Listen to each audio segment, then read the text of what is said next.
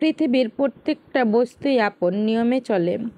সময় আর পরিস্থিতি বিশেষ তাদের বদল ঘটে। তুমি অবাক হয়ে ফিরে আসলে সেটা তোমার বোকামি। কিছু কিছু মন খারাপ ও এতটাই পোষা হয় যে তাকে কোনোদিনও তাড়াতে পারবে না। শুধু মন খারাপ নামক এই দুঃখটাকে অভ্যাসে পরিণত করে নেওয়া জানতে হয়। আসসালামু আলাইকুম everyone, back to my channel Bangladeshi blogger Laiju. আমি লাইজু বলছি ঢাকা থেকে। কেমন আছো তোমরা সবাই? আলহামদুলিল্লাহ, আমি ভালো আছি। প্রতিদিনের মতো আজও নতুন একটি ব্লগ ভিডিও নিয়ে তোমাদের মাঝে হাজির হয়ে গেলাম। এই তো প্রতিদিনের মতো সকালের ব্যস্ততম দিন। আমার কাছে তো মনে হয় প্রত্যেকটা নারীকে ঠিক এভাবেই সকালে উঠে এই কাজগুলো করতে হয়। তো আজকে কিন্তু আমিও ঠিক একইভাবে তোমাদের মাঝে হাজির হয়ে গেছি। কেন জানি না 2 দিন ধরে না আমার মনটা একদমই ভালো না, আমার ভালো লাগছে না, আমার শরীরটাও ভালো না। কি হয়েছে একদমই বুঝতে পারি না। সবাই একটু দোয়া করবে আমার জন্য। আর আমার ভিডিও দিতেও এখন ইচ্ছে করে না, এবং ভিডিও করতেও কেন জানি না ভালো লাগে না। হয়তো বা আস্তে আস্তে ঠিক হয়ে যাবে। এই তো বিছানাটাকে ঝেড়ে এখন আমি ওয়াল ক্যাবিনেটটা এবং ওই যে ড্রেসিং টেবিলটা মুছে নিব। আসলে প্রতিদিন মোছা হয় না, তো এই ফার্নিচারগুলো আমার কাছে মনে হয় যে প্রতিদিন মুছতে পারলে ভালো। কারণ এগুলোতে অনেক অনেক ধুলো জমে। কোথা থেকে এত ধুলো আসে একদমই জানি না। এখন তো একটু বৃষ্টি পড়ছে প্রতিদিন একটু একটু করে।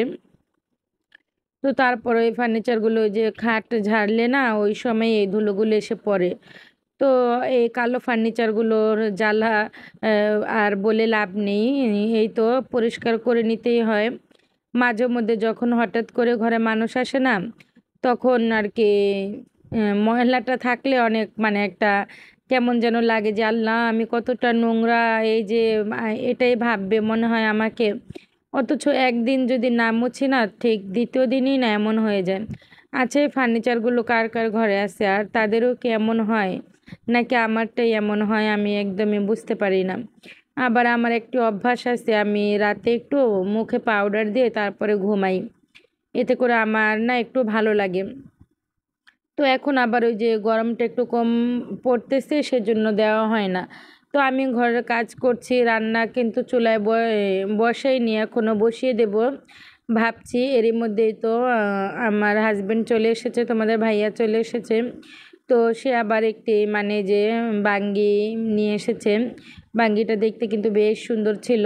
আর সাথে তালের বিচি এনেছে, তালের শাঁস। তো আমি এই তো বাঙ্গিটা কেটে দিচ্ছি ওনাকে, তারপর আমিও খাবো। আসলে আমি বলেছিলাম এর আগে যে একটি বাঙ্গি নিয়ে এসো, আমার বাঙ্গি খেতে ইচ্ছে করছিল। তরমুজ তো মানে আমার কাছে না তরমুজের থেকে না এই বাঙ্গিটা খেতে ভালো লাগে। আর বিশেষ করে কি জানো, এই যে বাঙ্গি খেলে কিন্তু ভিতরে ঠান্ডা হয়, আর তরমুজ খেলে কিন্তু গরম, ভিতর তরমুজ হচ্ছে গরম, আর বাঙ্গিটা মানে ভিতরে ঠান্ডা এনে দেয়, এই আর কি। তো এই তো বাঙ্গিটা কেটে নিচ্ছি আর খেয়ে নিচ্ছি, আর তোমাদের ভাইয়াকেও দিচ্ছি। তো এর মধ্যে আবার কিছু গ্রোসারি এনেছি আমি। এই তো 1 প্যাকেট পোলাওর চাউল এনেছি, তারপরে আটা এনেছি, আর হচ্ছে গিয়ে এই তো দুধের প্যাকেট এনেছি 4টা। তো এই দুধের প্যাকেটগুলো মাঝে মধ্যে যে পোলাও রোস্টের মধ্যে দিতে আমার একটু সুবিধা হয়। আমরা মানে বড় প্যাকেট আনি না, এই ছোটো প্যাকেটগুলোই আনি। এই তো আমি এগুলোকে যেভাবে একটি ঝুড়ির মধ্যে রেখে দিই, এতে করে আমার মানে যখন প্রয়োজন হয় তখন খুঁজে পেতে একদম সহজ হয়। তো আমারও শরীরটা ভালো না, তোমাদের ভাইয়ার শরীরটাও ভালো না। তো শরীর ভালো না, আর এই তো পোলার চালও আনা হয়েছে। তো এখন আর কি করার বলো। এখন নাকি ওনার মানে ভালো লাগতেছে না, আবার শুক্রবার গিয়েছে, এটা হচ্ছে শুক্রবারের ভিডিও।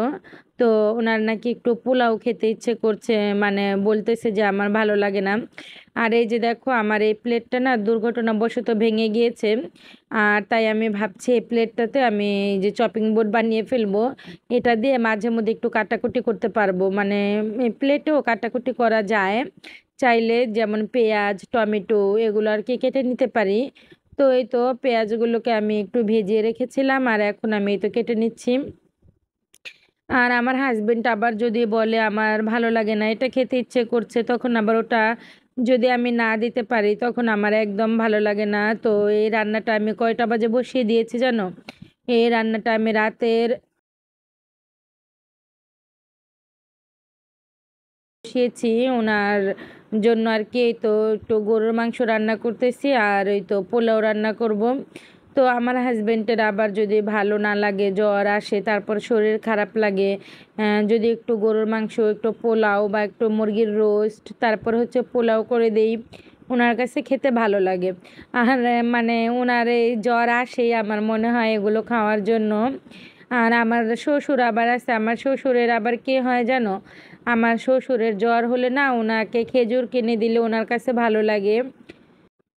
তো তখন আবার আমার শাশুড়ি হেসে হেসে বলবে যে তোমার শ্বশুরের খেজুরের জ্বর হয়েছে, খেজুরের জ্বর, খেজুর নিয়ে আসো, তাহলে ভালো হয়ে যাবে। তো কথা আমি বলতে পারছি না, আমার গলাটা অনেক মানে আহ, খুসখুসে কাশি আসছে, কেন আসছে জানি না, হয়তো বা একটু ঠান্ডা লাগবে। আর এই তো পোলাও রান্নাটা তো বসিয়ে দেবো, আর এই যে বসিয়ে দিয়েছি পোলাও রান্নাটা। আর তরকারি রান্নাটা তো হয়ে গেছে। এই যে দেখো আমি কতটুকু পোলাও রান্না করছি, একদম মানে এক পোয়া চাইলের পোলাও আমি পাকাচ্ছি আমার হাজবেন্ডের জন্য। তো এই এখন আমি মানে দুধ, তারপরে কাঁচা মরিচ, তেল, পেঁয়াজ ছাড়া বলতে পারো, এখানে আমি পেঁয়াজ দেইনি। তো এভাবেই আমি পোলাওটা মানে ঝটপট করে রান্না করে ফেললাম, খেতে কিন্তু খারাপ লাগেনি। তবে এই যে পাতিলাটাতে দেওয়াটা আমার ঠিক হয়নি, তো ঘরে একটা শসা ছিল, সেই শসাটাকেও কেটে নিচ্ছি।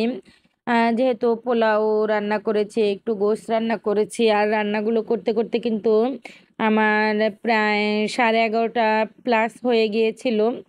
আর এত রাতে বুঝতেই তো পারছো যে মানে ভালো লাগছে না করতে। আর এখন যেহেতু আমি বাসায় থাকি, আমি তো দিনের বেলায় রান্নাগুলো করে ফেলি। আর এই তো শসাটাকে আমি, এই যে শসা ছিলার, এই ছিলারটাও এনেছি, একটা ভিডিও করেছি, সেই ভিডিওটা এখন দিতে পারিনি।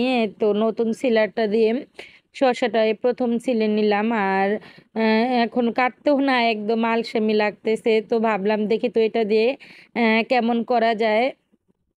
তো এটা দিয়ে কিন্তু মোটামুটি খারাপ না, ভালোই করা গিয়েছে। আর এই যে দেখো গরুর মাংস রান্নাটা কিন্তু হয়ে গেছে।